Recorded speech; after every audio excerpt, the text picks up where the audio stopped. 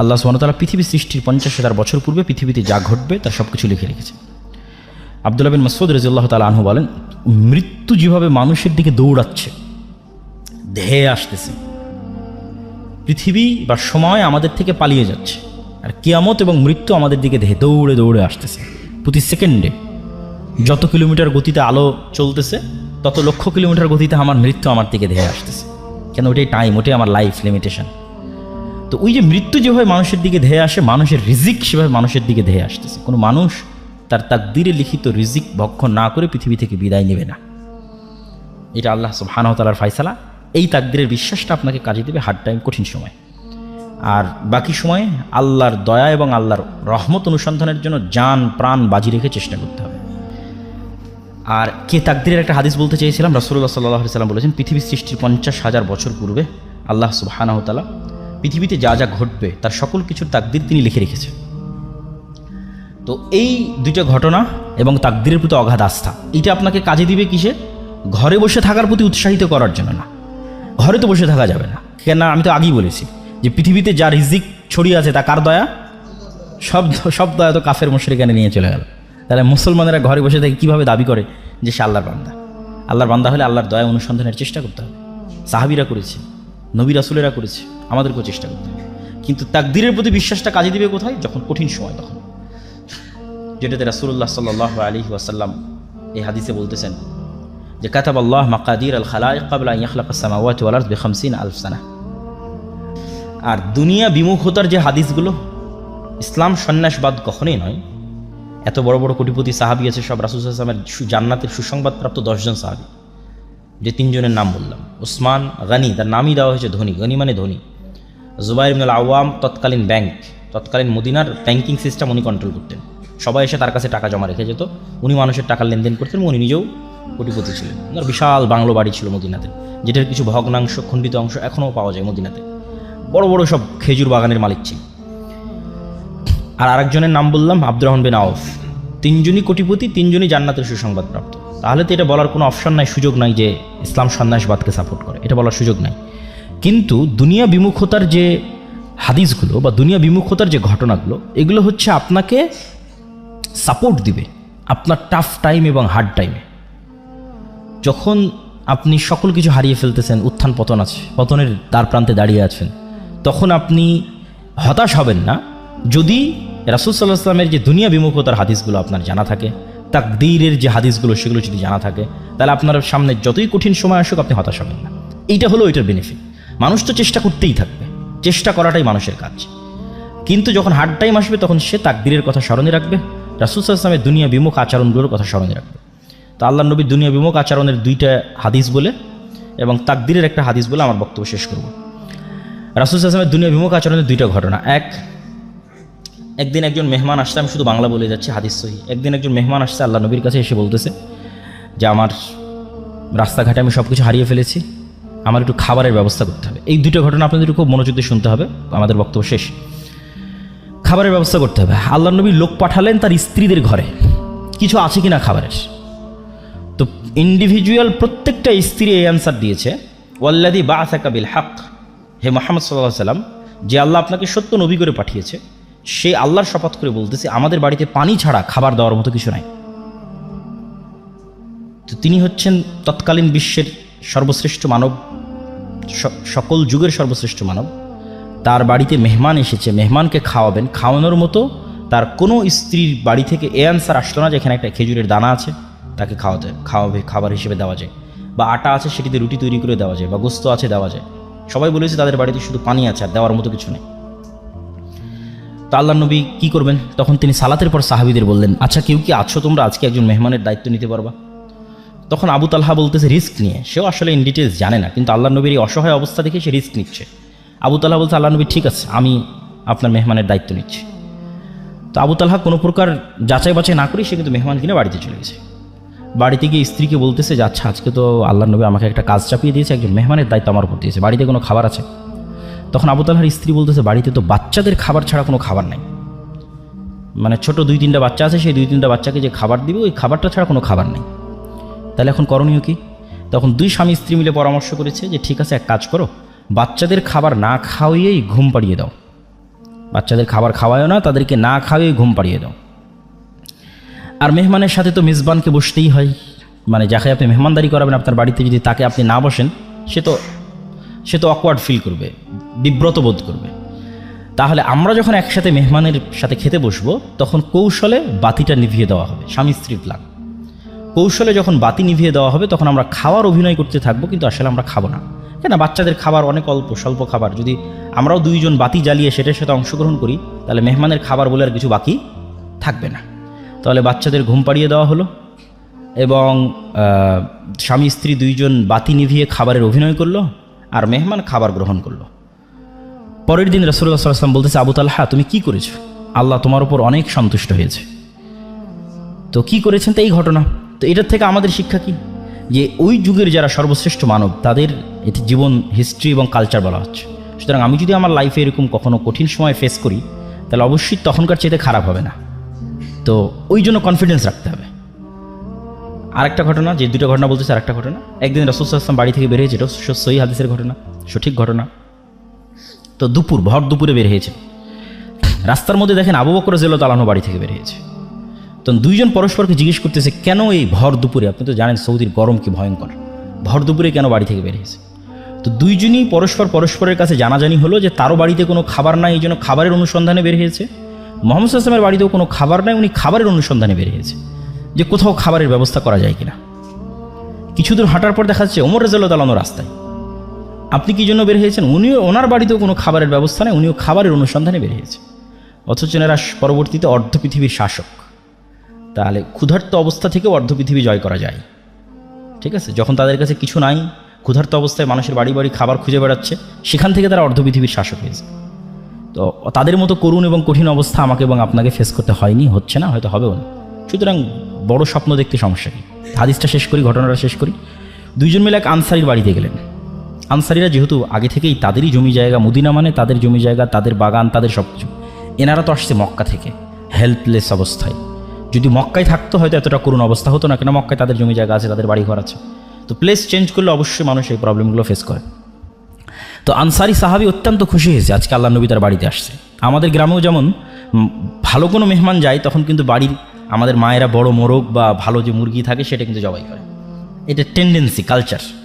তো আনসারি সাহাবী আল্লাহ নবীকে দেখে তাড়াহুড়া করে খেজুরের পুরো থোকা পেড়ে আল্লাহ নবীর সামনে রেখে বলতেছে, ওখানে কাঁচা আছে পাকা আছে খান।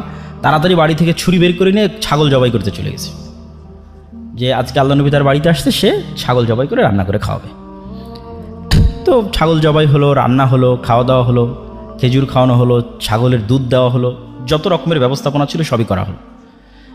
শেষ করে এখন যখন ফিরে আসতেছেন তখন রাসূলুল্লাহ সাল্লাল্লাহু আলাইহি ওয়াসাল্লাম আবু বকর এবং ওমরকে বলতেছে, তোমরা বাড়ি থেকে বের হয়েছিলে ভরা পেটে, আর এখন খালি পেটে, আর এখন তোমরা বাড়িতে ফিরে যাচ্ছ ভরা পেটে। সুম্মা লা তুসআলুন্না ইয়াওমাইদিন আনিন নাঈম, এটা কোরআনের আয়াত। আল্লাহর নবী পড়লেন তাদের সামনে, কিয়ামতের মাঠে এই নিয়ামত সম্পর্কে আল্লাহ তোমাদের জিজ্ঞেস করবে, যে তোমরা আজকে খালি পেটে বাড়ি থেকে বের হয়েছিলে, আল্লাহ তোমাদের ভরা পেটে বাড়িতে ফিরে যাওয়ার সুযোগ করে দিয়েছে, এই নিয়ামত সম্পর্কে আল্লাহ জিজ্ঞেস করবে। তোমরা আল্লাহ সুবহানাহু তাআলার রহমত, বরকত ছড়িয়ে ছিটিয়ে থাকা রিজিক তোমরা অনুসন্ধান করো।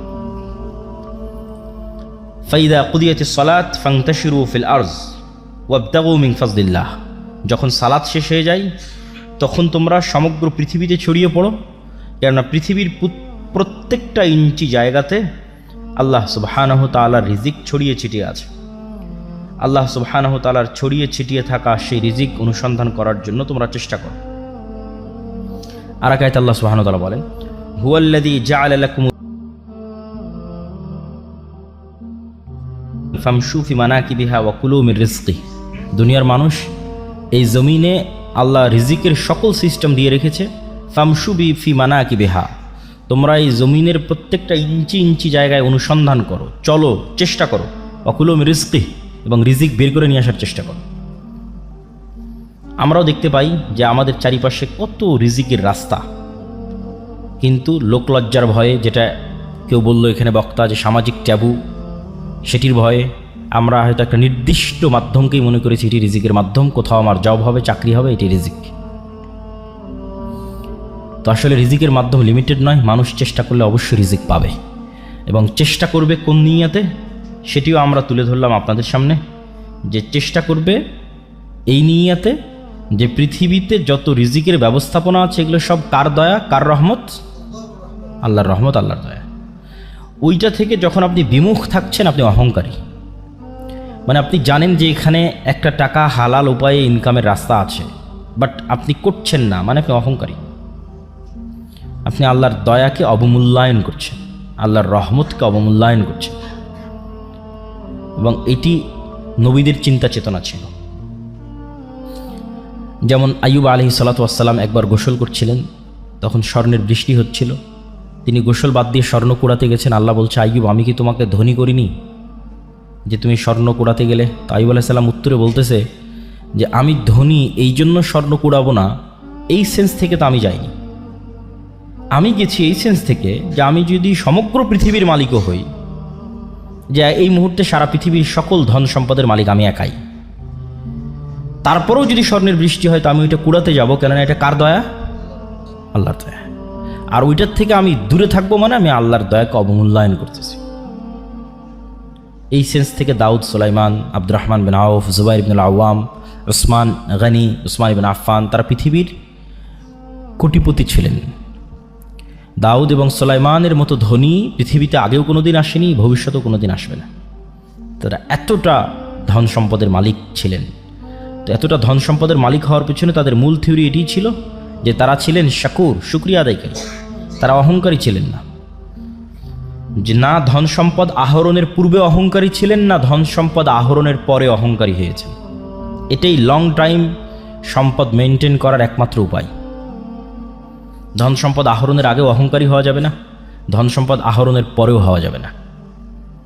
তাহলেই দীর্ঘদিন ধন সম্পদ আপনার কাছে থাকবে। এই দুইটার ব্যাখ্যাটা কি? ধন সম্পদ হওয়ার আগে অহংকারী হওয়া যাবে না মানে এমন কোনো কাজ, হালাল কাজে ইনকাম হইতে পারে, সেটাকে ছোট চোখে দেখে পিছিয়ে থাকা হবে না। যে কোনো হালাল কাজকে যখন আপনি ছোট চোখে দেখে পিছিয়ে থাকবেন, তখন আপনি অবশ্যই অহংকারী, এই জন্য পিছিয়ে আছেন এবং এই জন্য আপনি সাকসেসফুল হতে পারছেন না।